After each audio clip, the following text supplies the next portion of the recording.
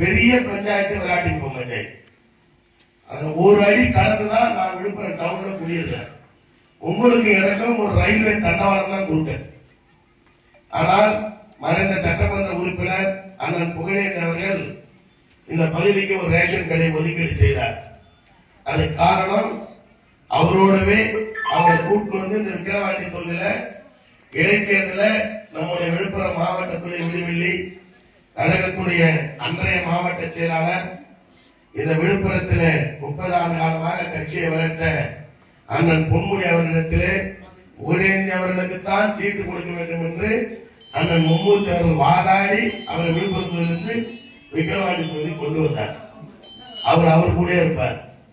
அதே போல நம்ம சதீஷ் அவரு 24 மணி நேரமும் புகழேந்தி அண்ணன் கூட தான் இருப்பார். வக்கீல் ஆபீஸ்ல இருந்த நேரத்தை விட நம்ம கவுன்சிலர் கூட இருந்த நேரத்தை விட புகழேந்தி அண்ணன் கூட இருந்த நேரம் தான் அதிகம் நான் பார்த்தவர்கள். நான் எப்பெல்லாம் பார்க்க போறோம் அப்பதான் நம்ம சுப்பிரமணிய கட்டல உட்கார்ந்துருப்பார். இதெல்லாம் ஏன் சொல்றேன்னா சந்தோஷமா சொல்றேன். எனக்கு பொறாமை உள்ள எண்ணமே கிடையாது. இவங்கெல்லாம் இருந்ததுனாலதான் 16 லட்சம் ரூபாய இந்த இடத்துக்கு கொடுத்துருக்காரு. நம்ம பிகேடியோட அப்பா வந்து எங்க ஊருக்கு பக்கத்துல பணமலை. நான் சின்ன பையன். அவங்க அப்பா ஆசிரியர் போராட்டத்துல ஜெயில இருந்தார். எங்க ஊர்ல வாய்தார் ஜனார்த்தன மாமன் விஜயபாரதி மாமன் வாய்தார்லாம் ஜெயில இருந்தப்ப நம்ம மந்திரி அப்ப ப்ரொஃபசர் ஆகிறப்ப ஜெயில இருந்தார். ஜெயில இருக்கிறப்ப ஒரு சிரமம் என்னன்னா குளிக்கிறது சிரமம், துணி துவைக்கிறது சிரமம், சாப்பாடு வாங்குறது சிரமம். நான்லாம் கட்சியில போனப்ப வயசுல பெரியவங்களா இருந்தவங்கலாம் துணி துவைச்சு கொடுப்பாங்க. அந்த சோப்பு அப்பெல்லாம் பவர் லைட் சோப்புன்னு இருக்கும், பெரியவங்களுக்கு தெரியும். கயிறு போட்டு கட் பண்ணி கொடுப்பாங்க. இப்போ ஒவ்வொரு பிளாக்லயும் ஒவ்வொரு சோப்பு கொண்டாந்து கொடுத்துட்டே எடுத்துக்கமாங்க. அப்ப எண்ணெய் சோப்புன்னு வருதியில எழுதி எல்லாம் சென்னையில இருந்து பெரிய பெரிய ஆளுங்கள்லாம் எங்களோட இந்தி அழிச்சிட்டு ஜெயில இருந்தாங்க. அவருக்கு தெரியாது எங்க அண்ணனுக்கு எங்க பெரியப்பா மும்மூர்த்தி பட்டக்காரர் இருந்தாரு. ஒரு நேரா மெடிக்கல் இருந்து வந்து டீச்சர் ஆயிட்டாரு. அவருக்கு தான் தெரியாது. அப்ப நான் துணி எல்லாம் துவைச்சு கொடுப்பேன். அந்த மாதிரி பிகேடி அவங்க அப்பா நம்ம அமைச்சர் முக்கியமானவர்களுக்கெல்லாம் ஹெல்ப் பண்ணி சாப்பாடுலாம் வாங்கி கொடுத்து அந்த மாதிரி ஒரு அமைச்சருக்கு ஒரு நெருக்கமான ஒரு நண்பராக இருந்தார். பல பேருக்கு அவர் எங்க ஊருக்கு பக்கத்து ஊருக்காரு பணம் தெரியாது. நான் இப்பயும் பிகேடி தனியா இருந்தா பணம் வாங்க தான் கூப்பிடுவேன்.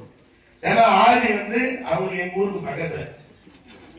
அதனால இப்ப நான் எம்எல்ஏ ஆன இல்லையா, நீங்க எல்லாம் ஓட்டு போட்டு நம்ம அண்ணன் பொன்முடி அவர்களும் என்னுடைய நண்பர் மாவட்டத்தில் கௌதம் சியாம் எல்லாம் வந்து ஓட்டு கேட்டு இந்த பகுதியை ஊரக வளர்ச்சித்துறை அமைச்சர் அண்ணன் ஐ பெரியசாமி, உணவுத்துறை அமைச்சர் அண்ணன் சக்கரபாணி எல்லாம் கேட்டுட்டு அவங்க சொன்னது இங்க சொன்னாலும் ஒண்ணுதான் அங்க சொன்னாலும் ஒண்ணுதான். ஏன்னா எப்பெல்லாம் சென்னையில சக்கரபாணி அண்ணன் பாக்குறாரோ உணவுத்துறை அமைச்சர் அவர் பார்த்தாலும் அல்லது ஐ பெரியசாமி ஐயா பார்த்தாலும் ஸ்டாலின் நகருக்கு ரேஷன் கடை திறந்துட்டாங்க. விராட்டி குப்பத்துல ஏவிஆர் நகருக்கு ரேஷன் கடை திறந்துச்சா? ஏதோ மத்த கட்சி நம்ம தொகுதியில ஏற்கனவே 2019 இதே மாதிரி இடைத்தேர்தல் நடந்தது. அவங்க வந்தாங்க, அவங்க ஜெயிச்சாங்க. ஊழியர் கொஞ்சம் ஓட்டுல வெற்றி வாய்ப்பை விட்டுட்டாரு. நாங்க நீயே தான் திரும்ப எம்எல்ஏ ஆகணும் அப்படின்னு நான் போய் பணம் கட்டிட்டு நானு அவரு இவரு எல்லாம் ஒன்னாவே அறிவாளுக்கு எதிர்க்க இருக்கிற நெருப்படையில உட்கார்ந்து அவங்க உங்களுக்கு வாக்குறுதி கொடுத்தாங்க. இதை செய்யறோம், மலையை மடுவாக்குறோம், வானத்தை வில்லா வளைக்கிறோம் அப்படின்னு அவங்க சொல்லிட்டு 19, 20, 21 3 வருஷம் அவங்க இருந்தாங்க. அவங்க எந்த வேலையும் செய்யல போது. நான் எம்எல்ஏ என்ன ஓட்டு போட்டீங்க 15 மாசம் ஆகுதுன்னு எங்க அண்ணன் பேசுறப்ப சொன்னாரு. அவரு இதை கேட்டுக்கேமா, இந்த 15 மாசத்துல நான் ஒவ்வொரு கிராமத்துக்கும் அண்ணன் சொன்ன மாதிரி மும்மூர்த்தி சொன்ன மாதிரி ஒரு 3 லட்சம் ரூபாய் இந்த இடத்துல ஒரு சிமெண்ட் ரோடு போடும். அதே ஆதி திராவிடர் பகுதியில் குடியிருக்காங்களா அங்க ஒரு 3 லட்சம் ரூபாய் போடும். இதே ரோடு இருந்தது. இதே சுப்பிரமணியில இருந்து அவர் எங்க செயலாளர் அது ஒரு இருப்பாரு, அது அங்க இருக்கார். அவரு எல்லாருமே இந்த ரோட்டை பார்த்தீங்களான்னு கேட்டார். நான் வந்து உடனடியாக இந்த ரோட போட்டோம். அந்த ரோட இப்ப போட்டு உங்க கண்ணு முன்னாடி போடுறாங்களா போட்டேன். ஆனா சுப்பிரமணிக்கு ஒரு போற ஏரிக்கரை ரோட போடலன்னு உங்க முன்னாடி தான் வீடியோவை கேட்டேன். அந்த ஏரிக்கரை ரோடு லிஸ்ட்லே இல்லை. எனக்கு கடைசி நேரத்தில் சொல்றாங்க இது 1 கோடி ரூபாய்க்கு போடுறோம். என்எச்ச தாண்டனா விராட்டி குப்பத்துல இருந்து ஆலாத்தூர் செல்வம் சொல்லி அங்க 1 கோடி ரூபாய்க்கு ரோடு போடுறோம். ஒரே பஞ்சாயத்துல 15 மாசத்துல நான் 3 லட்சம் ரூபாய்க்கு ரோடு போட்டுக்கிறேன். என் கட்சியில இருந்த மாவட்ட செயலாளர் 16 லட்சம் ரூபாய்க்கு ரேஷன் கடை கொடுத்திருக்காரு. பூனேக்கண்ணன் 2 கோடி ரூபாய்க்கு முதலமைச்சருடைய சாலை திட்டம் நடக்குது. வந்த இடத்துல என்கிட்ட மனு கொடுத்தாங்க, குப்பை அல்லன்னு. பஞ்சாயத்துக்குள்ள இருக்க கூட்டு வீடியோவை கூட்டு இப்ப வண்டி ஒண்ணுங்க நிறுத்த சொல்லியிருக்க. இதுதான் திராவிட மாடல் ஆட்சி.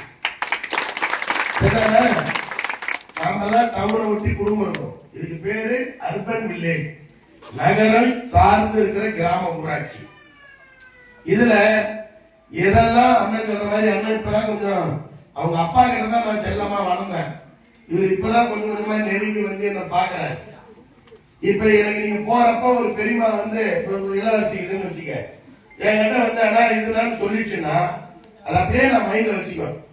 அது இருக்கிற அதிகாரிகளுக்கு வீடியோக்களுக்கு என்னன்னு தெரியும் என்னை பத்தி. ஏன்னா நான் ஒரு கிராமத்துல ஒரு சாதாரண குடும்பத்துல பிறந்து நான் கை ஒழிச்சு சம்பாதிச்சு இந்த அரசியல்ல இன்னைக்கு எனக்கு ஒரு வாய்ப்பை முதலமைச்சர் கொடுத்துருக்காரு. ஏதோ ஒரு பேப்பரை வாங்கணும், நாம அதை கொடுத்துட்டோம் அப்படின்னா நான் வச்சுக்க மாட்டேன். அந்த பேப்பரை கொடுத்துட்டு வீடியோ கிட்ட கேட்டுட்டு அந்த ஒரு வண்டி இங்க கொடுங்கறேன்னா அடுத்தது நான் லெட்டர் எழுதி ஏசிக்கு அனுப்புவேன், அடிஷனல் கலெக்டர் டெவலப்மெண்ட் அனுப்புவேன். இல்ல நான் கமிஷனர் ரூரல் டெவலப்மெண்ட் பொன்னை ஐஏஎஸ் பார்த்தேன்னா எங்க பகுதிக்கு ஒரு 5 வண்டி கொடுங்கன்னு கேட்டேன். இப்படி தொடர்ந்து நான் ஒவ்வொரு வேலையா செஞ்சுக்கிட்டே இருக்கேன். என்னை பொறுத்தவரையில் என் வீடு இங்க இருக்குன்னு சொன்னேன். திருவாமாத்தூர் கோயிலுக்கு நான் போவேன். ஒரு குறைந்தபட்சம் ஒரு மாதத்துக்கு 10 விபத்து நடக்குது. அது யாருடைய எந்த கட்சிக்கார யாருன்னு இல்லை, மனித உயிர் ஒண்ணு விபத்துல போயிடக்கூடாது. நமக்கு ஒரு வாய்ப்பை மாண்புமிகு முதலமைச்சர் கொடுத்தாரு. நீங்க ஓட்டு போட்டீங்க, அண்ணன் பொன்முடி அவர் ஓட்டு கேட்டாரு, மாவட்டத்தில் ஓட்டு கேட்டாரு. எனக்கு கடவுள் ஒரு கிராமத்துல அன்னியூர்ல இந்த ஊர்ல இருந்து 25 கிலோமீட்டர் தள்ளி நான் வந்து இந்த ஊர்ல அரசியல் கத்துக்கினேன். மேடையில பேசி 4 பெரிய மனுஷன் ராஜகோபால் கவுண்டர், பற்றக்கார கண்ணன், நகர செயலாளர் கோபாலன் இவங்களோட எல்லாம் இருந்து இந்த ஊர்ல வளர்ந்ததுனால எனக்கு இந்த வாய்ப்பு 30 வருஷம் கழிச்சு கிடைச்சிருக்கு. இன்னைக்கு நாம என்ன செய்யணும்? இன்னைக்கு நம்ம தொகுதிக்கு எதை வாங்கணும்? ஒரு காலேஜ் வாங்கணுமா, இல்ல நீ ரேஷன் கடை தரணும், இல்ல இந்த ரோட போடுறோம், இந்த ரோட யாரு போட்டா சரியா வரும்? சதீஷ் நீங்க பாருங்க இந்த வேலையை. நீ காலையில பார்த்தேன், என்கிட்ட 4 ஊர்ல இருந்து மனு கொடுத்தாங்க. அந்த 4 ஊரே மனப்பாடமா சொல்லி ஆர்டிஓபிட்ட பேசிட்டு தான் நீங்க எல்லாம் இங்க உட்கார்ந்து இருக்கீங்க. வேக வேகமா வந்தேன். இன்னும் கொஞ்சம் லேட் ஆகும்னா நான் ஆர்டிஓ ஆபீஸ் போயிட்டு அந்த வேலையை செஞ்சுட்டு வருவேன். இதெல்லாம் உங்களுக்கு ஏன் சொல்றேன்னா, எங்களுக்கு இருக்கக்கூடிய தலைவன் எவ்வழியோ குடிகள் அவ்வழி. அவர் அப்படி. அவர்கிட்ட நீங்க வந்து வரவேற்று விழுப்புரத்துல இந்த நிகழ்ச்சி நடத்துறப்ப இங்க இருக்கிற சுப்பிரமணியம், பிகேடியோ, சுயல், சுரேஷோ எல்லாரும் ஒரு ஐடி வந்திருப்பா. நீங்க முதலமைச்சர் ஒரு மனு கொடுத்ததுங்கன்னா அந்த மனு உடனடியாக நடவடிக்கை எடுக்கப்பட்டு உங்களுக்கு பதில் வரும். ஆனால் எந்த காரியத்தை கொண்டும் அந்த மனு ஒரு சாதாரண பேப்பரை போல கடைக்கு பழைய பேப்பர் கடைக்கு போனது கிடையாது. அது அண்ணன் பொன்முடி காலத்துல விழுப்புரம் தொகுதியா இருந்தாலும் சரி, இல்ல எனக்கு முன்னாடி இருந்த எங்க அண்ணன் புகழேந்தி காலமா இருந்தாலும் சரி, அல்லது அதுக்கு பின்னாடி வந்திருக்கிற என்னுடைய காலத்திலும் சரி, எல்லா பேப்பரையும் நான் வாங்கி யார்கிட்ட கொடுக்குறேன்னு ஆளை பார்த்து கொடுப்பேன். அதை எடுத்து என்னுடைய லெட்டர் பேடை வச்சு நான் கொடுத்துட்டு தான் செய்வேன். வர்ற போதே பிகேடி ஒட்டி டாக்டர் கிட்ட அம்மா எனக்கு சால்வை போட்டாங்க. எனக்கு தெரியும் போட்ட ரோடு பத்தல, இன்னும் போடணுமானாலும் நான் உதயத்தினால கேட்டேன். 5 கோடிக்கு ரோடு போடலான்னாரு. 3 மாசம் பொறுத்து சொன்னா கேவிஆர் நகரம் பிரமாதப்படுத்துறேன்னு உங்களுக்கு நான் சொல்லிட்டே வந்தேன். அதுக்குள்ள ஒரு அம்மா வந்தாங்க, எந்த மனு கொடுத்தாங்க, ரோடு போறது நான் போடணும், ஆனா குப்பை எடுக்கிறது அந்த பேட்டரி வண்டி வீடியோ தான் வில்லேஜ் பஞ்சாயத்து செய்யணும். அவரை கூப்பிட்டு பஞ்சாயத்து செக்ரட்டரி கூப்பிட்டு உங்க முன்னாடி தான் ஒப்படைக்கணும். அதுக்குதான் கவுன்சிலர் எங்க தங்கச்சி எங்க அண்ணன் புகழேந்தி விடாக்குடியா அதுக்கு சீட்டை கொடுத்து அதை கவுன்சிலரா ஆக்கியிருக்காரு. இன்னொருத்தர் மாவட்ட கவுன்சிலர், அவர் ஏதோ வெளிநாடு போயிருக்காரு, இவர் தான் அவரை உண்டு பண்ணாரு. அதனால அவரை விட்டுருங்க. இதெல்லாம் எப்படின்னா, இந்த ரோடுக்கு பணம் வாங்குறது சென்னையில கோட்டையில வாங்கணும். அது எவ்வளவு? நான் இப்ப 7 பஞ்சாயத்து தொழில் நிலையத்தில் எனக்கு இருக்குது. அந்த 7 பஞ்சாயத்துல நான் விளையாட்டா எங்க அண்ணன் கேட்பேன். ஏன்னா 3 வருஷத்துல ரோடு போட்டது அதிகமா, நான் வந்து போட்டது அதிகமானு கேட்டா சிரிப்பார். ஏன்னா அவரால் பதில் சொல்ல முடியாது. ஆசாரம் பத்தி ரோடு போட்டாங்க. நீங்க எல்லாம் இந்த எல்லாம் ஒரு மேலூருக்கு கீழ் ஊர்னாங்க. ஒரு சாதாரணமா பாத்தீங்கன்னா அயனபாளையம் தலைவர் வந்திருக்கிறார் அண்ணன் தயாளன். அந்த ரேஷன் அந்த நிழற்புடைய நான் எம்எல்ஏ ஆனதுக்கு பின்னாடிதான் எனக்கு கட்டணும் தோணி அங்க கட்டுட்டேன். ஏன்னா பள்ளிக்கூடத்து பசங்க மழையில நிற்கும், யாராவது தாய்மாருக்கு போனா மழையில நின்னா, 2 வீலர்ல வைத்து புள்ளத்தாச்சி போனா கூட நிக்கிறதுக்கு எங்க இடம் இல்லைன்னு அந்த இடத்துல நான் நிழற்கூட கட்டினேன். வேண்டி ஆஸ்பத்திரியில நிழற்கூட கட்டினேன். அவர் சொன்னார் பாரு அண்ணா, ஆசாரம் பத்திர நிழற்கூட கட்டினேன். எதெல்லாம் கார்ல போயிட்டு இருக்கணும் அதெல்லாம் பார்த்துக்கிட்டே போவேன். எதெல்லாம் செய்யணும்னு தோணுதோ அதெல்லாம் செஞ்சுக்கிட்டே இருப்பேன். நம்ம ஏரியாவில் விழுப்புரத்துல மந்திரியா இருந்தார் அண்ணா பொன்முடி. நம்ம தொகுதியில ஒரு மெடிக்கல் காலேஜ் கொண்டு வந்தார். இங்க இருக்கிற வயசானவங்க எல்லாம் தெரியும், சின்ன பிள்ளைகள்லாம் தெரியாது. நம்ம ஜிஹெச்ல வைத்தியம் பண்ணிட்டு அடுத்தது பெரிய நோய், பெரிய காயலா இருக்குது, கர்ப்பப்பை ஆபரேஷன் பண்ணணும் அல்லது குழந்தை பிறகுல சிக்கல் இருக்குதுன்னா நாம பாண்டிச்சேரி ஜிப்மருக்கு தான் போகணும். ஆனா இன்னைக்கு அப்படி கிடையாது.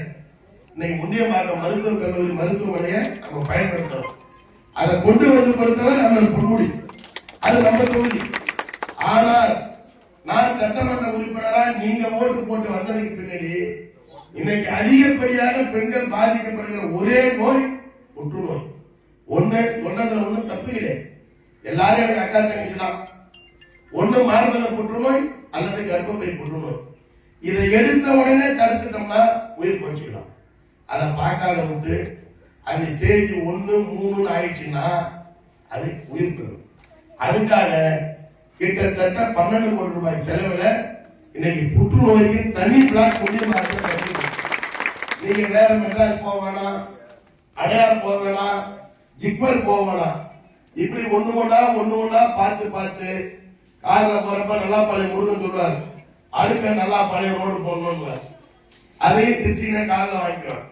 அந்த ரோடு போட்டு முடிஞ்சோடனே இவர் சொல்லுவார், ஏமா எங்க பிடாரியம்மன் கோயில் தெருவுல ரோடு போடணும். முதலமைச்சர் வந்தப்ப இங்க பல பேர் வந்தீங்கல்ல, அவர் 9 அறிவிப்புகள் அறிவிச்சார். அதுல 6 அறிவிப்புகள் விக்கிரவாண்டி தொகுதி. அதுல ஒண்ணுதான் திருவாமாத்தூர் கோவில் அபிராமீஸ்வரர் சன்னதியில சமையலறை உணவு கூடத்துடன் மண்டபம். ஏன்னா நான் கட்ட வண்டியில வந்திருக்கிறேன், டயர் வண்டியில வந்திருக்கிறேன், சைக்கிள்ல வந்திருக்கிறேன். ஒரு நாளைக்கு குறைந்தபட்சம் முகத்தை தேதியில ஒரு 1000 கல்யாணம் நடக்கும். உட்கார்ந்து சாப்பிடறதுக்கு அந்த ஊர்ல மண்டபம் 2 வீட்டுல தான் அந்த கல்யாணம் பண்ணோம். இன்னைக்கு அதை கிட்டத்தட்ட ஒரு 4 கோடி ரூபாயில நான் கட்டுவதற்காக ஏற்பாடு செய்திருக்கிறேன். அது மாதிரி கக்கல் நகர் விக்கிரவாண்டியில 1.5 கோடி ரூபாய் செலவுல 2 மாடியில கல்யாண மண்டபம் கட்டுறாங்க. எதெல்லாம் முதலமைச்சர் அறிவிச்சாரோ அது எல்லாத்தையும் செஞ்சுக்கிறோம். வந்திருக்கிற நீங்க எங்களுக்கு தான் ஓட்டு போடுங்க. நீ காலமா தினமலர் பேப்பர்ல எழுதிறாங்க, யாருக்கு சீட்டு கொடுத்தாலும் வெற்றி பெறும். அதுதான் என்னுடைய பாடியம். யார் வேணாலும் கூட்டி கேட்கணும். வந்து நீங்க போட்டுருங்க. வராத நேரத்தில் வீட்டுல அவங்க ஓட்டை நீங்க வாங்கணும். நீங்க யாராவது எதிர்பார்த்தீங்களா உங்களுக்கு முதலமைச்சர் 3000 ரூபாய் பொங்கலுக்கு தருவாரு? சொல்லுங்க, யாராவது எதிர்பார்த்தீங்களா? அதை கொடுத்தாரு. அரசு ஊழியர் இந்த பகுதியில நிறைய பேர் இருக்காங்க. வீடியோக்கெல்லாம் மகிழ்ச்சியில அப்படியே ஆம்பளை புள்ள பிறந்த சந்தோஷத்துல 2 வீடியோங்கிறாங்க.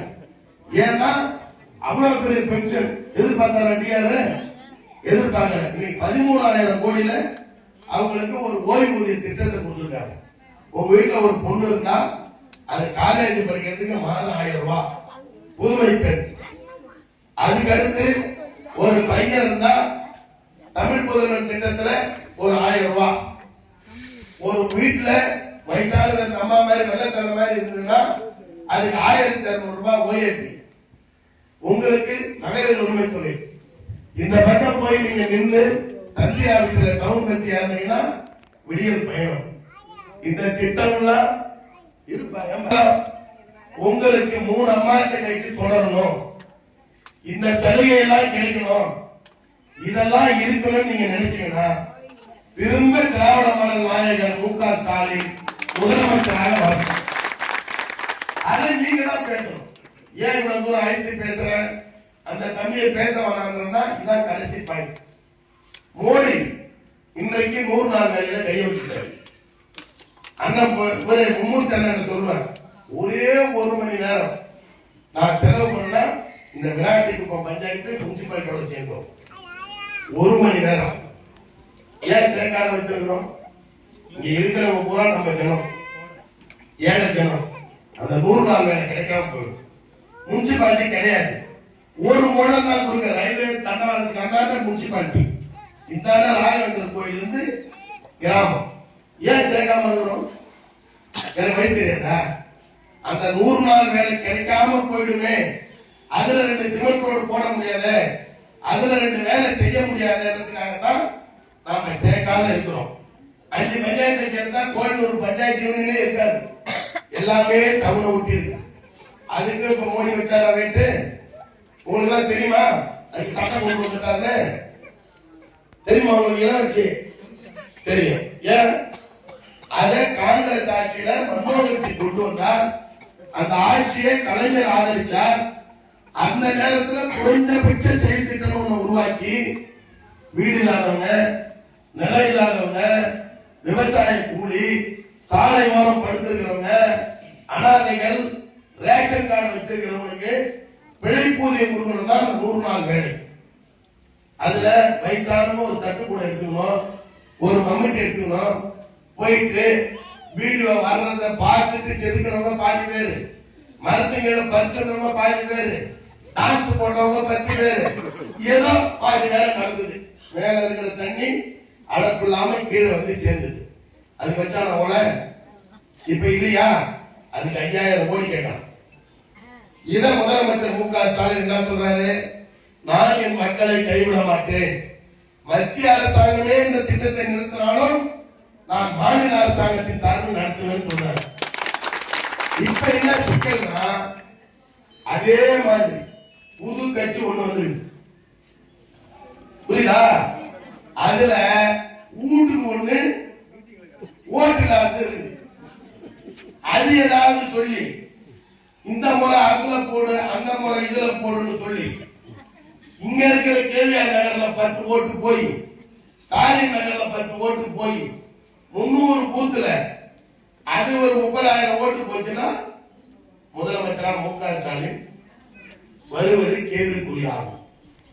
அப்படி நின்று போச்சுன்னா இந்த பஸ், இந்த மகளிர் உரிமைத்துறை, தமிழ் புதல்வன், புதுமை பெண், நான் முதல்வன், நலங்காக்கு ஸ்டாலின், உங்களுடன் ஸ்டாலின், இது எல்லாமே உங்களுக்கான. இது ஒரு கேள்விக்குறியாகும். இது நான் சொல்லல.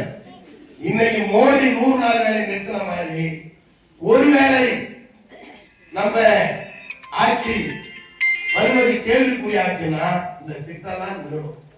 அதனாலதான் நம்ம தாய்மார்கள் உங்களுக்குன்னே வந்து முதலமைச்சர் நாற்காலில் உட்கார்ற போது முதல் கையெழுத்து விடியல் பெறும். அந்த முதலமைச்சரை நீங்க மீண்டும் முதலமைச்சர் ஆக்கிறதுக்கு நீங்க தான் பக்கத்துல உதவி ஓட்டு. புரியுதா? இங்க ரோடு போடுற வேலை, இங்க வந்து பாலம் கட்டுற வேலை, மனு யார் என்கிட்ட மனு கொடுத்தா?